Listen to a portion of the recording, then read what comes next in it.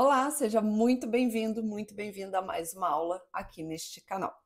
No vídeo de hoje, nós vamos falar de uma matéria relacionada a processo civil. O tema desta aula é petição inicial. E o nosso lema é o quê? Primeiro a gente entende para depois falar bonito. Nessa aula, eu não vou ficar falando de teorias, posições. O mais importante para uma prova é você saber o texto de lei. E o texto de lei é o mais chato da gente estudar, não é verdade? Ler lei seca é o ó, aqui entre nós. Então, o que eu vou te ensinar aqui é como compreender o que é uma petição inicial, para que ela serve, como você vai entender e ler a lei seca depois dessas explicações que eu vou trazer aqui para você, tá? Temos uma aula aqui falando de como estudar processo civil, que você tem que lembrar de todo o rito, de todo o procedimento, o que serve cada instituto. E com base nisso é que eu vou fazer esta aula, tá bom? Eu vou procurar ser a mais ilustrativa possível para que você entenda de uma vez por todas o que é uma petição inicial, para que serve essas disposições que estão aqui no Código de Processo Civil, e eu estou apontando porque o meu já está aqui, e sugiro que para este vídeo você também esteja com o seu Vademecum do lado ou esteja consultando o Código de Processo Civil no site do Planalto ou em algum outro lugar de sua confiança, para ficar mais fácil a visualização do que eu vou trazer aqui para você, tá bom? Combinado? Bom, pausa esse vídeo, vai lá pegar o seu Vademecum, o seu Código de Processo Civil, enfim, para você conseguir acompanhar aqui o que eu vou falar. Mas, se não tiver de fácil acesso aí, sem problema nenhum, tá? Só vai prestando atenção aqui no que eu vou falar e depois, quando você estiver estudando petição inicial, você vai se recordar das coisas que eu vou mencionar aqui. E, para começar, vamos entender o que é uma petição inicial. Petição significa pedido, logo, petição inicial, pedido inicial. Petição inicial nada mais é do que a primeira peça de um processo. Seja ele um processo de conhecimento, um cumprimento de sentença, um processo de execução. É aquela primeira manifestação do autor que vai pedir alguma coisa ao juiz. Portanto, se é a primeira vez que a parte está indo até o judiciário pedir alguma coisa, essa petição ela tem que ser o quê? Muito bem escrita. Ela tem que apresentar alguns requisitos que o próprio CPC traz. Não é simplesmente escrever uma carta endereçada ao juiz. Não, porque nós temos, além do direito processual, nós temos o direito material. Então, é por meio da petição inicial que a parte, que o interessado, que o requerente, que o autor, essas são as denominações dadas, ele vai mostrar que ele é parte legítima, que ele tem interesse, que ele tem realmente o direito, que o que ele está pedindo está embasado em lei. É por meio da petição inicial que o autor, que o requerente, vai comprovar tudo isso. E por isso é que o CPC traz todas as disposições sobre isso aqui no Código de Processo Civil. Imagine se eu fizesse de um jeito, você fizesse de outro, o colega fizesse de outro, o outro ali, o vizinho fizesse de outro. Ia ficar uma bagunça, concorda? Por isso, o CPC trouxe o que é preciso ter numa petição inicial para que o juiz, o Ministério Público, o réu, o requerido, ou seja, a outra parte, ou as outras partes, possam entender o que o autor quer realmente. É por isso que tem as disposições sobre pedidos, que também estão incluídos na parte da petição inicial. Entendeu? Bom, vamos começar então do começo. E qual é o começo? É nos situando onde está a tal petição inicial. E onde ela está? Se você subir um pouquinho, onde ela está, não. Volta aqui comigo. No CPC, a petição inicial está prevista dos artigos 319 a 331. Mas volta comigo só um pouquinho só para cima.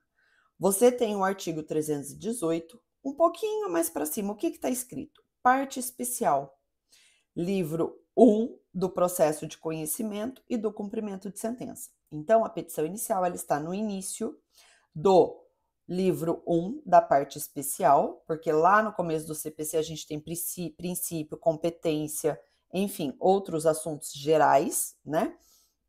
E aqui, a partir do 318, 319, o CPC começa a falar de petição inicial. Aqui nós vamos ver iniciar o procedimento comum. O CPC, ele traz o processo de conhecimento e processo de execução. Dentro de processo de conhecimento, nós temos o procedimento comum e o procedimento especial. Isso aqui não é perda de tempo, tá? Não adianta o vídeo e presta atenção nisso que eu vou falar agora. O processo de conhecimento, como o próprio nome já diz, é o processo que vai levar ao conhecimento do juiz o que o autor quer, o pedido do autor, tá? Logo, o pedido do autor ele vai ser feito por meio do quê? De uma petição inicial. Por isso que ela está aqui no início.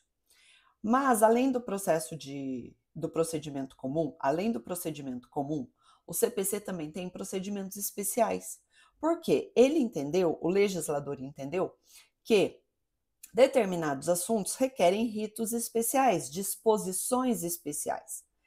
Então, uma coisa que é importante que ninguém vê é lá o índice sistemático que tem lá no começo. Se você tiver no site do Planalto, isso não tem, tá?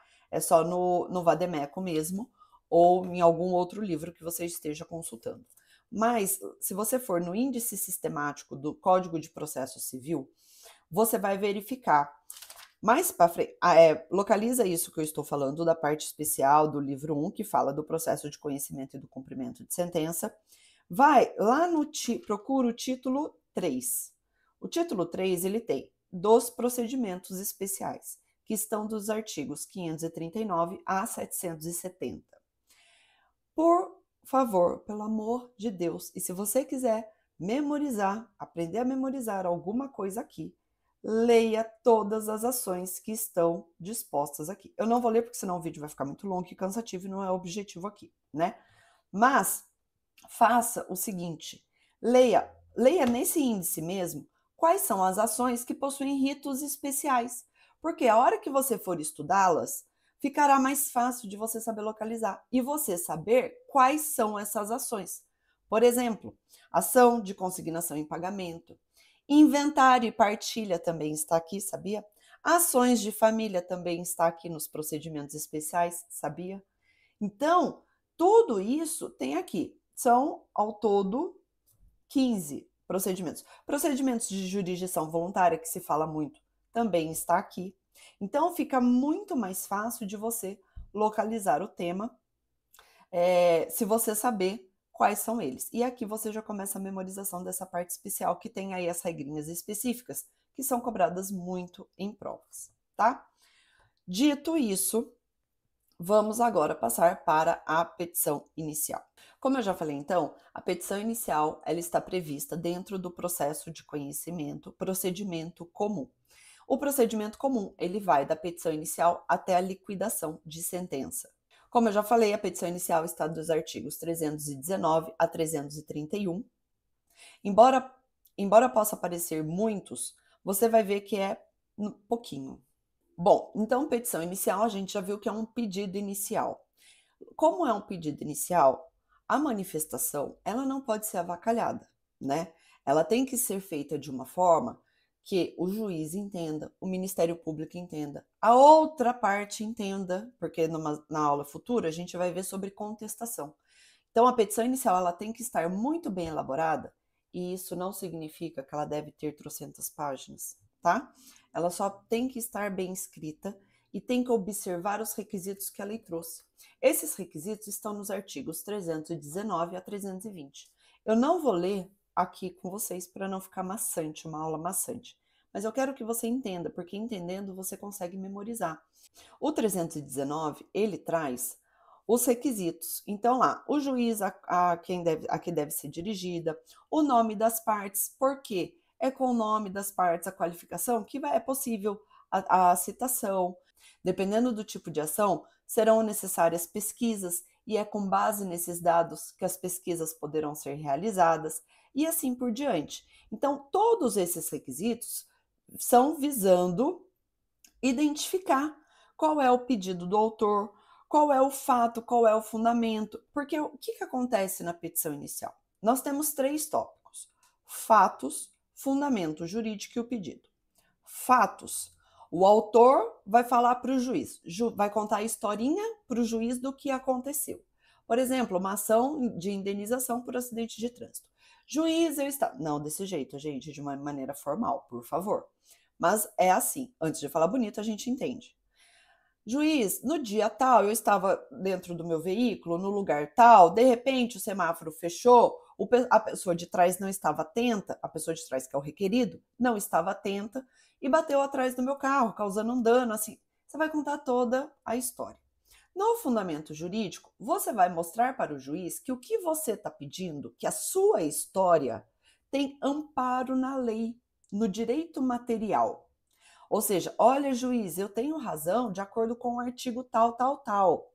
Aí entra o direito material, lá do direito civil.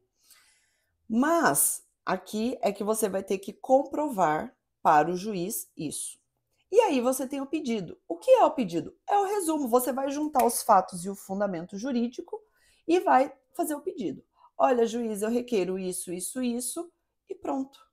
Entendeu? São esses 3 tópicos que tem a petição inicial. E aqui, nos incisos do 319, se você observar, traz tudo isso que eu acabei de te falar, inclusive o valor da causa, porque tem as taxas a serem recolhidas, né? E também, além dessa petição inicial e dos fatos e do fundamento jurídico, o autor não apenas tem que relatar tudo isso ao juiz, mas ele tem que comprovar. Ah, Gabriela, mas ele não vai comprovar lá na instrução? Então, só que aqui, no comecinho, o autor tem que mostrar pelo menos um pouquinho do que ele tem direito. E, além disso, ele também tem que comprovar que ele é o autor. Ele tem que comprovar que autorizou o advogado a entrar com aquela ação por meio da procuração. Então, ele tem que juntar os documentos pessoais dele. Eu vou te dar um exemplo. E vai ser sobre direito de família, porque todo mundo tem família. Você vai ver nesse canal aqui, a maioria dos exemplos serão de direito de família, porque eu acho que é de muito mais fácil visualização. Porque casos de família todo mundo tem na própria família, né? E às vezes a gente consegue ver na nossa própria história para conseguir memorizar melhor aquilo. Então, para te dar um exemplo disso que eu estou te falando, vamos imaginar uma ação de alimentos que o filho está entrando com uma ação de alimentos contra o pai, em face do pai. Então, o filho é o autor, o pai é o requerido. O filho, lá nos fatos, vai falar: olha, requerido, minha mãe se envolveu com o pai. Aqui não entra no mérito se é casado, união estável, enfim.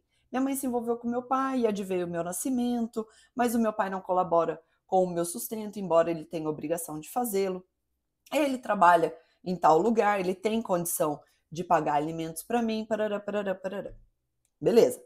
Como que o autor, no nosso exemplo aqui, a criança, vai comprovar que o pai deve pagar alimentos para ele? Primeiro, ele tem que comprovar que o requerido ali que ele está falando é o pai, certo? Não dá para entrar com ação de alimentos contra a primeira pessoa que você vê na rua, entendeu?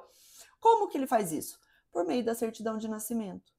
E isso deve estar comprovado já na petição inicial, porque senão vira festa. Imagine, eu aponto para a pessoa na rua: você vai ser meu pai. Entra com uma ação de alimentos contra você, sem comprovar nada. Eu tenho que mover a máquina do judiciário inteira para citar ali o requerido, que eu elenquei, a pessoa que eu elenquei como requerido, para depois o requerido vir e falar assim: ué, mas quem falou que eu sou pai dele? Da onde ele tirou essa ideia? Né? Então, como ele comprova isso? Por meio de uma certidão de nascimento, né? Toda certidão de nascimento vem lá os genitores. Então, para figurar aqui no nosso exemplo na ação de alimentos, para figurar como requerido, o autor tem que comprovar que o pai está na certidão de nascimento dele, que o requerido ali está na certidão de nascimento dele. Logo, a certidão de nascimento numa ação de alimentos é um documento indispensável para a propositura da ação, que é o que diz o artigo 320. A petição inicial será instruída com os documentos indispensáveis à propositura da ação. E o que são os documentos indispensáveis à propositura da ação? Aí vai depender do tipo de ação que está sendo proposta. No nosso exemplo aqui, que era uma ação de alimentos, eu te falei, procuração, documentos pessoais e principalmente certidão de nascimento. Eu tenho que comprovar que o pai trabalha? Se tiver como comprovar, sim, mas isso não é fundamental a princípio para uma petição inicial, tá bom? Se tiver informação, ok. Se não tiver, paciência. Essa informação não é fundamental para a petição inicial. Primeiro, na petição inicial, eu tenho que comprovar o mínimo ali do direito. No nosso exemplo aqui, o quê? Que o menor, que é o filho, ele tem o direito de receber alimentos do pai. Então, documentos indispensáveis vai depender aí do caso concreto, tá? Depois, lá para frente do processo, lá na fase instrutória, serão produzidas provas mais profundas, mais robustas, para comprovarem o direito ou do autor ou do requerido, tá? Porém, a lei exige, como a gente viu, que logo no início o mínimo de direito ali esteja comprovado, pelo menos para que a ação se inicie. E caso esses requisitos não estejam sendo observados pelo autor ou se faltar algum documento indispensável para a propositura da ação, o CPC determina o quê? O indeferimento da inicial. Mas antes do juiz falar, autor, você não tem direito, por N motivos, né? Não preencheu os requisitos, ou seja, indefere a petição inicial ali mesmo, indefere o pedido, o processo nem corre, tá? A grosso modo, isso é indeferir uma petição inicial, para ali mesma a situação. Mas, antes do juiz fazer isso, o Código de Processo Civil é bonzinho. E o que ele fala? Juiz, antes de você indeferir a petição inicial, dê a oportunidade para o autor arrumar o que precisa ser arrumado. E para isso, no despacho, que é a decisão do juiz, mostre para o autor o que ele precisa juntar. Isso está no artigo 321. O artigo 321 fala para o juiz especificar para o autor o que precisa ser emendado ou complementado. O que é uma emenda à inicial? É um aditamento, é uma correção. Quando alguma informação estiver errada, ou emenda ou complementar, quando faltar informação. Emenda quando alguma informação estiver errada, emende, corrija, adite, né? Ou complemente. Traga aqui mais informações que estão faltando, tá? Por exemplo, só dá o primeiro nome do requerido, não dá endereço, não dá documento de identidade, não dá o nome inteiro, não dá elementos capazes de identificá-lo.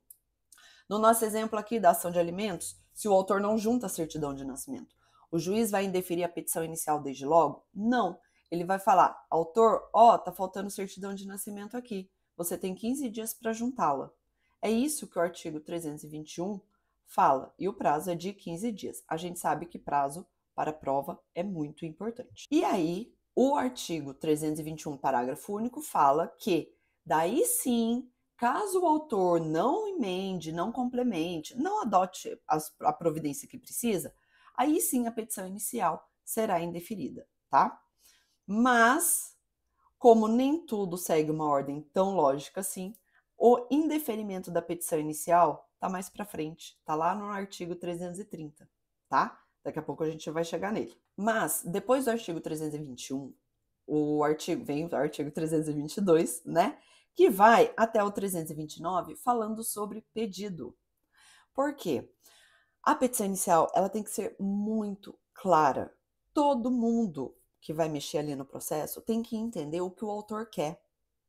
Então, aqui o CPC, ele traz regras muito claras e muito específicas do que se trata o pedido.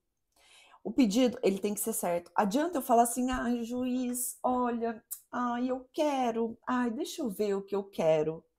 Não, tem que ser certo, tem que ser determinado.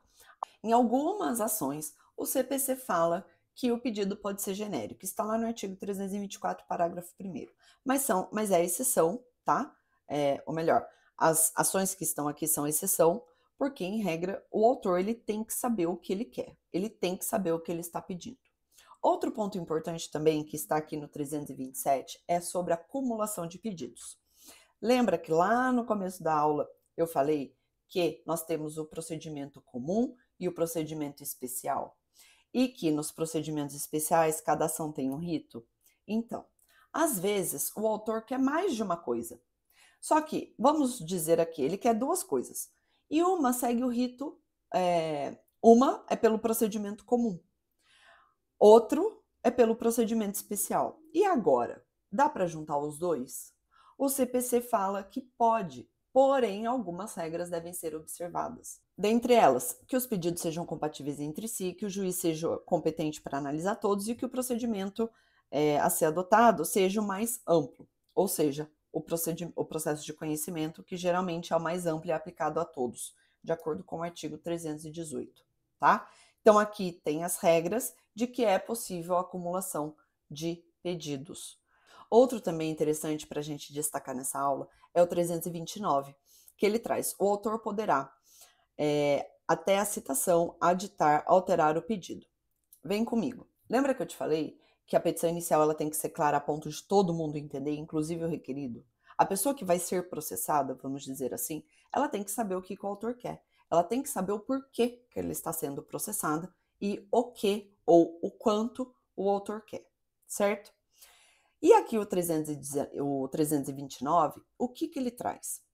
Que, a grosso modo, se no meio do caminho, no meio do processo, o autor mudar de ideia, ele pode modificar o pedido inicial dele lá? Nesse momento processual, ele pode modificar o pedido inicial dele? Pode, desde que ele observe as regras do artigo 329. Até a citação, o autor poderá aditar ou alterar o pedido ou a causa de pedir, independentemente do consentimento do réu. Então, até a citação do réu, da petição inicial até a citação, nesse período aqui, o autor pode modificar o pedido ou a causa de pedir dele sem problema nenhum e sem que seja necessário o consentimento do requerido. Inciso 2º. Até o saneamento do processo, aditar ou alterar o pedido ou a causa de pedir com o consentimento do réu. Passou a citação, da citação até a fase de saneamento, o autor pode também alterar o pedido inicial dele, desde que o réu consinta. Porque agora o réu já está no processo. O requerido já está sendo processado, porque ele está nos autos, né? Está no processo, nos autos.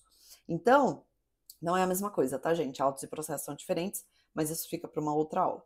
Por isso que eu me corrigi aqui. Ele está no processo, tá bom? Então, aqui, da citação até o saneamento, ele precisa do consentimento do requerido para alterar o pedido.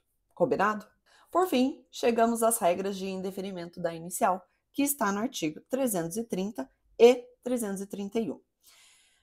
Lembra que eu falei que o indeferimento da inicial ocorrerá quando o autor não preencher os requisitos do artigo 319 e 320? Então, o juiz vai dar a oportunidade para ele emendar. Se ele não emendar, a inicial será indeferida. Porém, a inicial também poderá ser indeferida.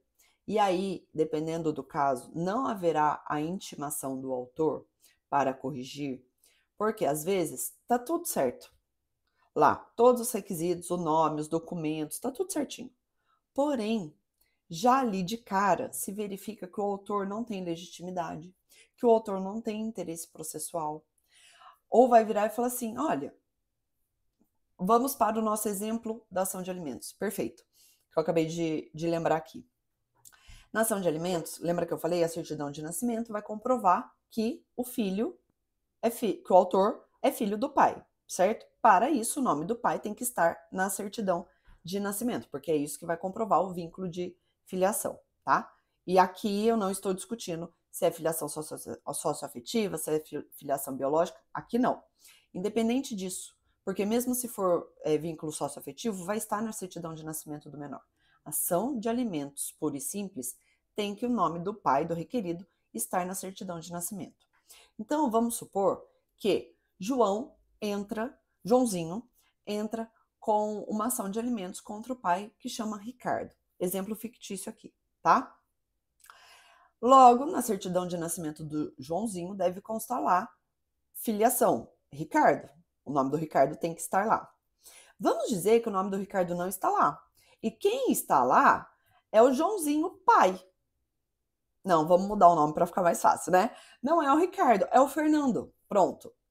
É o Fernando que consta lá como pai do Joãozinho. Você concorda que o Ricardo, ele não é parte legítima para figurar ali? Quem que deveria estar figurando ali? O Fernando. Porque é o Fernando que está na certidão de nascimento do menor.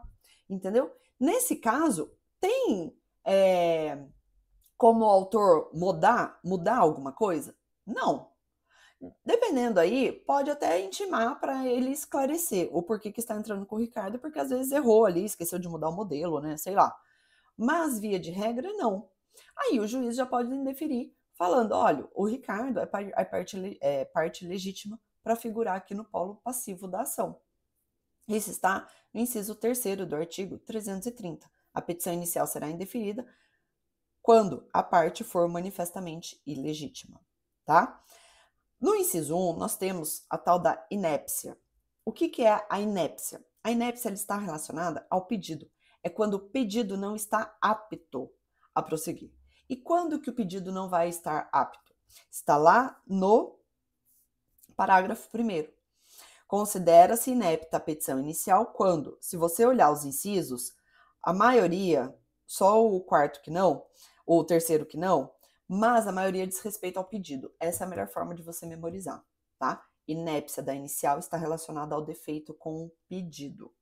Bom, indeferiu a petição inicial, o juiz deu o despacho lá, deu a decisão indeferindo a petição inicial e impedindo o prosseguimento do feito. O autor pode fazer alguma coisa? Pode. Está no artigo 331 do CPC. Espero que você esteja acompanhando aí comigo tudo o que eu estou falando. E aqui, especificamente, eu vou trazer um slide para você conseguir visualizar o que está previsto no artigo 321. Eu acho que está dando para ver para você. Aqui eu estou conseguindo enxergar tranquilo, tá? Aqui eu trouxe um esqueminha para você conseguir compreender o que esse artigo 331, que parece confuso, quer dizer. Temos aqui, né? Temos aqui a sentença indeferindo a inicial, tá? Indeferiu a inicial. O autor pode ficar quieto.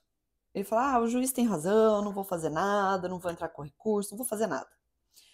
É a setinha aqui de baixo. Não houve recurso, então o requerido será intimado sobre o trânsito em julgado. Joãozinho tentou entrar com uma ação contra você, mas a petição inicial foi indeferida. Só isso, tá? Mas vamos se dizer, aqui no nosso exemplo, que o Joãozinho ficou indignado. Não imagina, é um absurdo como que o juiz não acolheu o meu pedido, não deu prosseguimento no feito, indeferiu minha petição inicial, parará. O que eu faço? Joãozinho, então, vai interpor um recurso de apelação. Cabe a apelação no prazo de 5 dias. 5 dias. Guarde esse prazo. Por quê? O prazo da apelação é 15. Aqui é de 5. Né? Vamos pensar o seguinte: aqui só tem a petição inicial, é curtinho, né? Rapidinho de fazer, simples, parará, não tem aquele processo todo para ser analisado, é só uma petição inicial. Então o prazo é de 5 dias que a lei dá, tá? Nesse caso aqui, o juiz pode fazer o juízo de retratação. O que é um juízo de retratação? Retratação, se retratar. O juiz pode se retratar e falar: nossa, olha, quer saber? Joãozinho, você tem razão. Desculpa, indeferi sua petição inicial, não devia ter indeferido, você tem razão, vamos prosseguir, tá? E aí a ação prossegue normal, vai ter a citação do requerido, audiência, parará, parará. Mas, caso o juiz fale: não tem juízo de retratação, eu não vou me retratar de nada, tá tudo certo, tem que indeferir mesmo, mantenho a minha decisão.